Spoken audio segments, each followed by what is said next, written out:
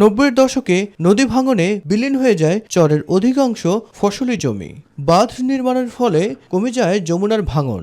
জেগে ওঠা চরে আবাদি এসব জমি ফিরে পেলেও চরাঞ্চলের কৃষকরা আর ফিরেনি ধানসহ অন্যান্য অর্থকরী ফসলে। অভিযোগ উঠেছে বহুজাতিক তামাকজাত কোম্পানির প্রলোভন এবং অধিক মুনাফার আশায় তামাক চাষে আগ্রহী হয়ে উঠেছেন এই অঞ্চলের কৃষকেরা।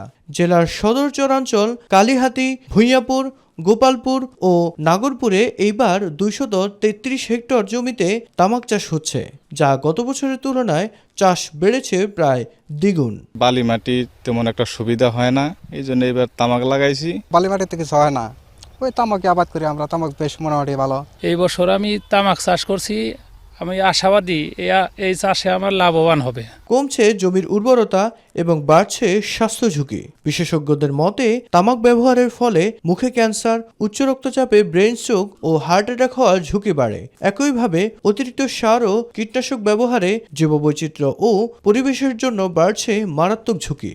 তামাক বুনছে এখানে আমি পরিচর্যা করি, দেখাশোনা করি, দেখে যেটা লাগে দেই। ধানের লাভবান কম হয়, এই তামাকে একটু লাভ বেশি হয়। তামাক চাষে নিরুৎসাহিত করতে উঠান বৈঠকের পাশাপাশি কৃষি খাতে প্রণোদনা দেওয়া হচ্ছে বলে জানান কৃষি সম্প্রসারণ অধিদপ্তর। তামাক চাষে তারা যাতে ঝুঁকে না পড়ে, এজন্য আমরা পেঁয়াজ, গম এই সমস্ত ফসলের আমরা প্রণোদনা দিয়ে এই তামাক চাষিদেরকে আমাদের কৃষিভিত্তিক যে ফসলগুলো আছে সেখানে আমরা নিয়ে আসার জন্য উদ্বুদ্ধ করছি এবং এই ব্যাপারে আমরা কাজ করছি। সংশ্লিষ্ট অধিদপ্তরের মাধ্যমে প্রণোদনা এবং মনিটরিং করা গেলে তামাক চাষে নিরুৎসাহিত করা যাবে বলে মন্তব্য এলাকাবাসীর। মিফতা গালিব, মাই টিভি।